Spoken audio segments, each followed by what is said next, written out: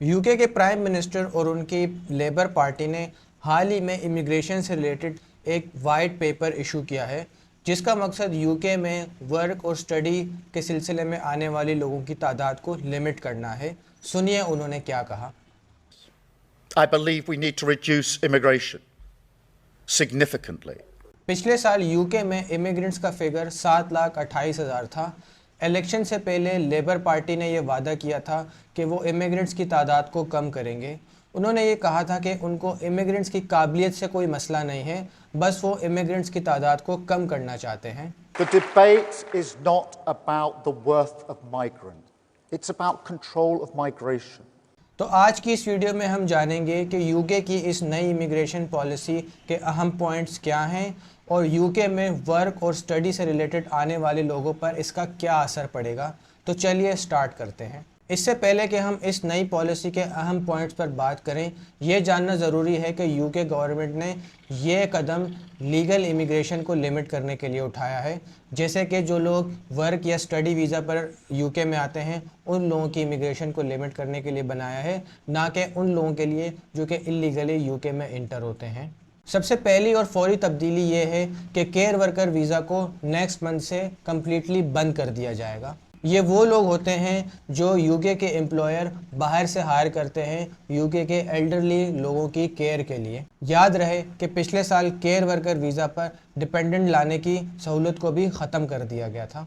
कोविड-19 के बाद UK government ने फॉरेन हेल्थ केयर वर्कर को बहुत ज़्यादा वर्क वीज़ा फराहम करना शुरू कर दिया था, जिसकी वजह से यूके का नेट इमिग्रेशन जो है वो बहुत ज़्यादा बढ़ गया था। हेल्थ केयर की डिमांड यूके में अब भी बहुत ज़्यादा है, लेकिन यूके की लेबर पार्टी चाहती है कि ये जॉब्स उनके लोकल रेजिडेंट्स जो है वही करें। अब ज़रा बात कर लेते हैं स्किल्ड वर्कर्स की।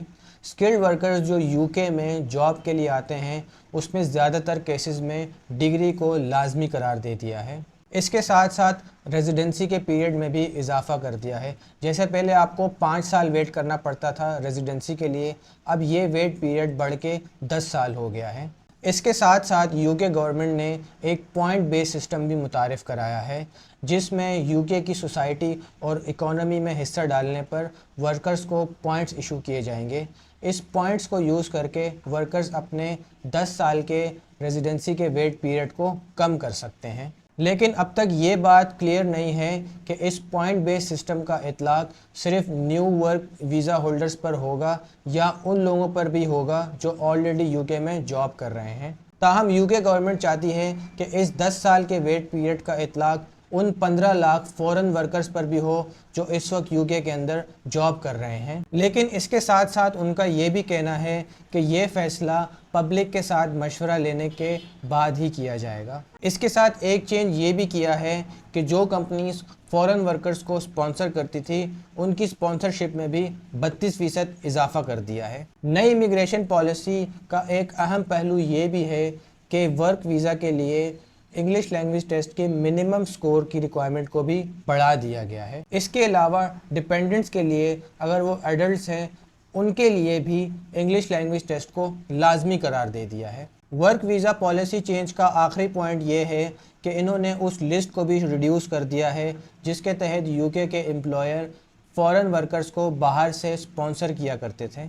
अब बात करते हैं स्टूडेंट वीज़ा पॉलिसी चेंज के पॉइंट्स की। पहले ऐसा होता था कि जो स्टूडेंट यूके के अंदर अपनी डिग्री कंप्लीट करते थे तो उनके पास 2 साल का वक्त होता था कि वो यूके में रहे और जॉब ढूंढे। अब इस वेट पीरियड को 2 साल से घटाकर 1.5 साल कर दिया है। इसके अलावा यूके गवर्नमेंट ने फॉरेन स्टूडेंट्स की फ़ीस पर भी 6% टैक्स लगा दिया है, जिसके बाद फॉरेन स्टूडेंट्स की ट्यूशन फ़ीस में भी इजाफा हो जाएगा। तो ये थी यूके की इमिग्रेशन की पॉलिसी चेंजेस। अब ये उन्होंने ऑब्वियसली अपने जॉब मार्केट को प्रोटेक्ट करने के लिए बनाया है ताकि उनके लोकल लोगों को ज़्यादा से ज़्यादा जॉब अपॉर्चुनिटीज़ मिले। यूके गवर्नमेंट ने ये डिसीजन जो लिया है इमिग्रेशन पॉलिसी चेंज का, आपकी इस बारे में क्या राय है हमें कमेंट सेक्शन में बताइए, और इस पर मेरी क्या राय है वो मैं आपको बताता हूँ। मेरे ख्याल से इस पॉलिसी चेंज के बाद जो लोग यूके की परमानेंट रेजिडेंसी परसू करेंगे तो उनको आगे चल के कंपटीशन जो है वो कम से कम मिलेगा। दूसरा फ़ायदा ये होगा कि अगर वो इवेंचुअली परमानेंट रेजिडेंस बन भी जाते हैं तो उनके बेनिफिट जो है वो मैक्सिमम होंगे। तीसरा पॉइंट ये है कि अगर आप किसी फील्ड में हाईली स्किल्ड हैं اور آپ ٹیلنٹڈ ہیں تو آپ کے لیے یہ بہت بینیفیشل پوائنٹ ہوگا کہ آپ کسی ایک فیلڈ میں اپنی جو ایکسپرٹیز ہے وہ ڈیمونسٹریٹ کریں اور اس کی بیس پہ آپ اگر پرمننٹ ریزیڈنسی پرسو کرتے ہیں تو وہ آپ کے لیے بہت بینیفیشل ہوگا. تو یہ تھی آج کی ویڈیو. اگر آپ کو پسند آئی ہے تو یہ نیوز اپنے دوستوں کے ساتھ شیئر کیجئے, لائک کیجئے اور سبسکرائب کیجئے. ملتے ہیں ایک نئی ویڈیو میں.